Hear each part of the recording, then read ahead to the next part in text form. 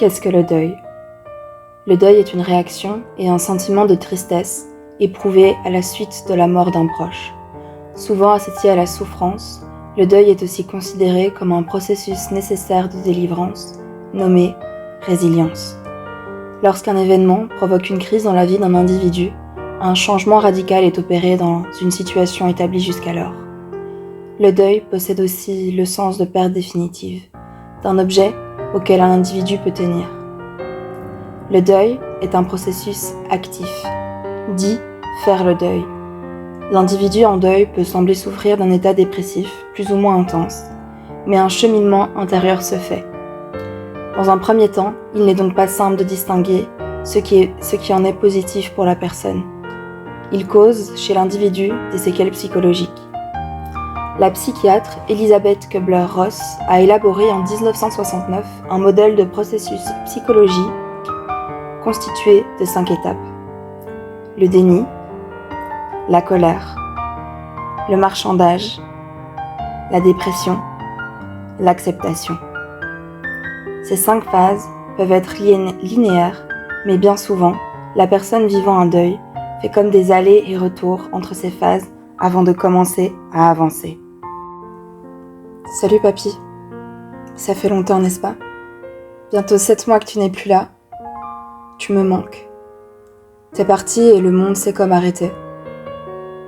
Et je vois le monde tourner, je vois tous ces gens vivre comme s'il ne s'était rien passé, comme si le monde ne t'avait pas vu partir. Pourquoi le monde ne s'est-il pas arrêté ? Où est ta minute de silence ? Le monde est tellement bruyant qu'il ne t'a pas entendu partir. Pourtant, le monde a perdu une âme remplie de nuances. Et le monde ne l'a même pas vue. Tu me manques. Le monde continue de tourner, mais ta place est vacante. Durant ces 7 mois, j'ai cherché des trucs et astuces pour comprendre comment vivre sans toi. Comment recommencer à rire à cœur joie et comment juste ne plus vivre avec ton vide autour de nous ou autour de moi. Tu incarnais la vie, la joie de vivre. On peut le dire, tu es un bon vivant. Et cette semaine, j'ai réalisé que je te fuyais. Que je fuyais mes responsabilités, mais surtout mes rêves. J'avais tellement peur de te décevoir que je me paralysais. Je me suis enfoncée dans le travail pour ne pas ressentir ton manque. Et mon corps m'a lâché. Complètement lâché. On m'a contrainte à m'arrêter, on m'a contrainte à me reposer. Et j'ai enfin compris. J'ai enfin pris le temps de voir ton absence et de la ressentir. Et ce n'est que presque 7 mois plus tard que je prends enfin le temps de te parler. Comment pourrais-je te rendre plus bel hommage que de vivre et de me battre pour ce que je veux tous les jours ? Tu incarnais la vie. Tu incarnes toujours la vie. Parfois encore, je ne sais pas comment vivre et parfois aussi je ne sais pas ou je ne sais plus comment te rendre hommage. Quel serait plus bel hommage que de vivre selon tes valeurs ? Quel serait plus bel hommage que de réaliser mes rêves comme tu t'es battu pour réussir les tiens ? Tu sais, je continue de rire et de danser. Je continue de chanter quand je travaille, je continue d'écrire encore et encore. J'ai toujours écrit pour vivre et me souvenir. Je ne partageais peu mes textes, surtout avec vous, mais avec toi, oui. Et pourtant, tu as toujours été celui qui me soutenait le plus. Je me bats pour mes rêves, j'écris la vie et mon âme, j'écris pour partager un peu d'obscurité et de lumière. Tu parlais peu, mais tu parlais surtout le langage des yeux, ce langage que n'importe qui peut comprendre. Tu maîtrisais parfaitement ce langage, tu étais et tu es le plus fort. J'ai encore parfois du mal à parler de toi à l'imparfait. Comment parler de toi au passé alors que tu es encore partout où je vais ? Toi qui aimais rester chez toi, ton esprit voyage partout où je vais. Je te retrouve parfois dans le regard des gens. Est-ce que c'est toi qui l'as mis sur mon chemin ? Tu ne voyageais pas, mais tes valeurs sont partout. Tu m'as appris à voir le bonheur partout, à voir les autres sans jugement. Bien que tu aies un certain a priori sur les tatouages et les styles alternatifs, tu ne m'en voudras pas, mais je vais continuer à me faire tatouer. Bon, je me doute que tu t'en doutes, j'ai toujours été un électron libre. J'ai prévu de t'ancrer sur ma peau aussi, Je sais que tu ne comprendrais pas ce besoin de dessiner dessus. Pourtant, j'ai ce besoin de te porter sur ma peau. Vois-tu, tu construisais des maisons, mais moi je me construis. Et ces taches d'encre sont mes finitions à moi, un peu comme ma maison.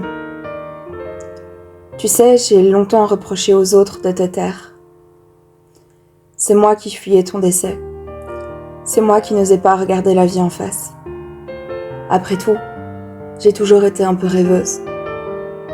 Alors je te voyais dans mes rêves. Mais il est temps que je voie la réalité en face. Tu es mort.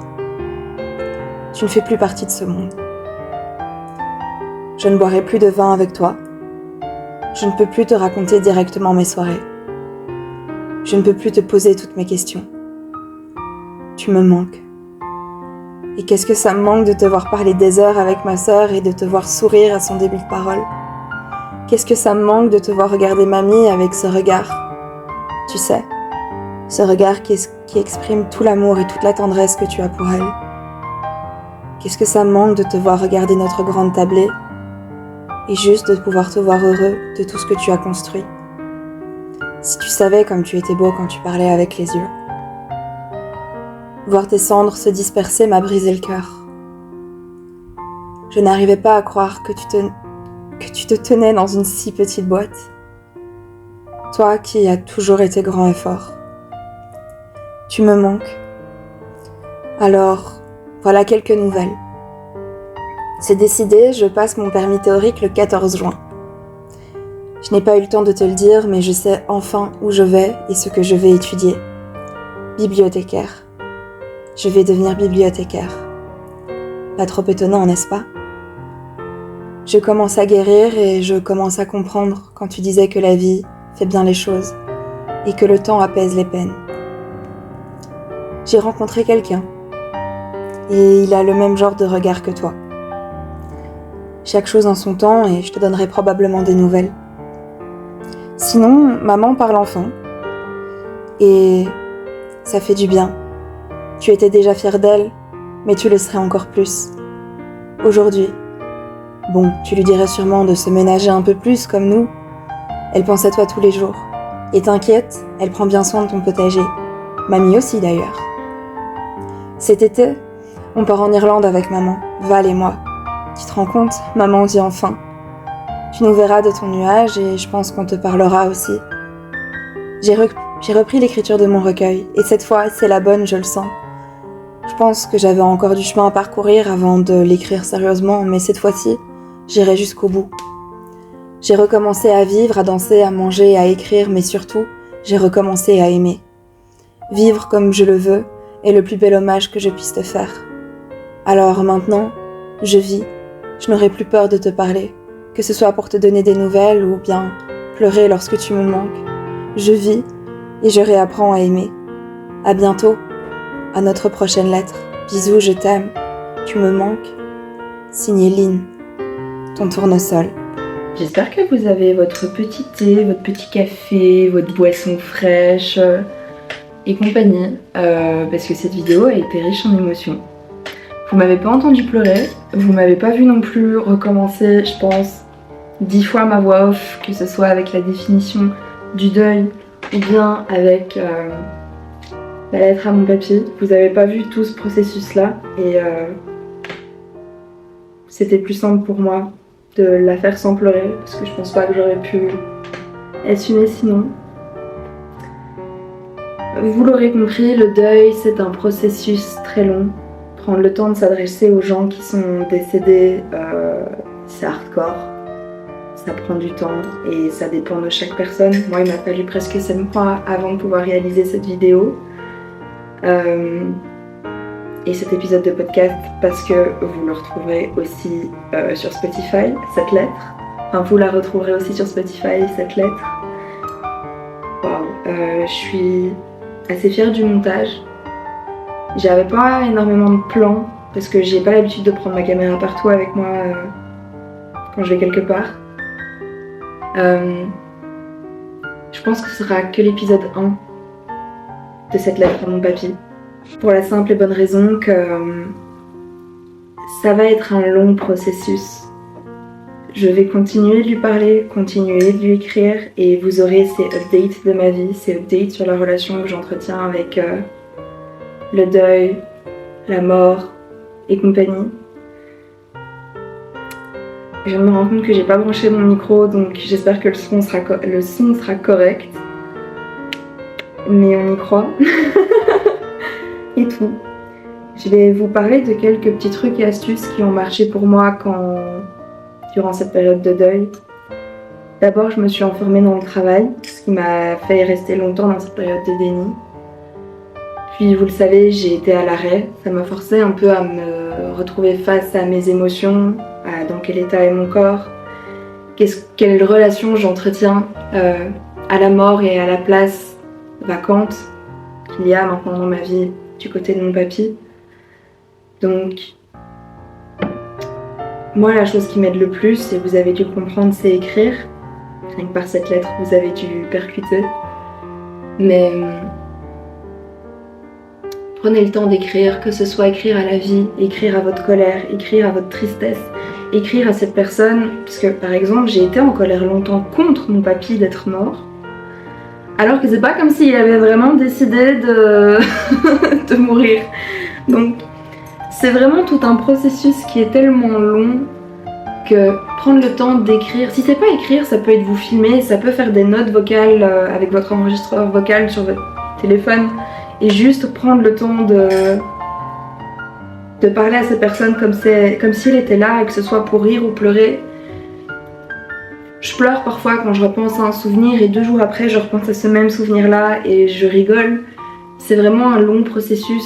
Prenez le temps d'en parler, que ce soit vous parler à vous-même, parler de cette situation à vous-même en vous regardant dans un miroir, ou prendre le temps d'écrire dans vos notes, dans un carnet le mien il est juste ici.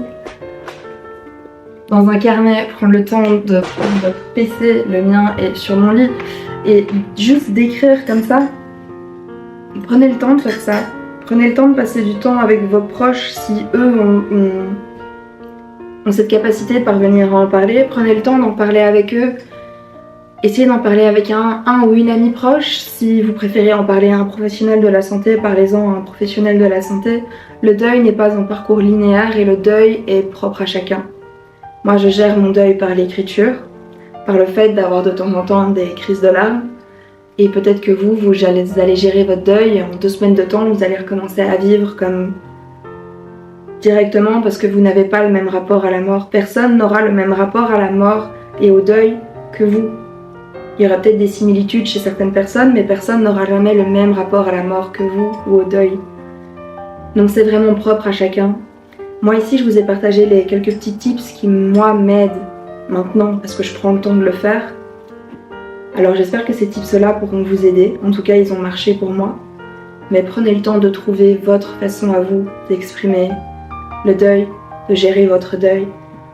C'est unique et les personnes qui vous manquent à l'heure actuelle, elles veillent sur vous et elles vous regardent faire votre deuil. Et elles vous protégeront toujours aussi. Et le deuil ne concerne pas qu'un décès, ça peut concerner une relation amoureuse, comme ce processus d'écrire des lettres à cette personne ou de faire des notes vocales à cette personne sans lui envoyer. Ça peut aussi aider à faire le deuil d'une relation amicale ou amoureuse. Alors voilà, c'était ma petite vidéo à cœur ouvert. Moi je vais vous laisser ici. Et on se retrouve, à mon avis, fin de l'été. Fin de l'été pour l'épisode 2 de Lettres à mon papy. Gros bisous, prenez du temps pour vous, pensez à vous. Passez une bonne journée, une bonne après-midi, bon appétit si vous mangez en regardant cette vidéo, bonne journée si vous la regardez le matin. Moi je vous fais des gros bisous et on se retrouve.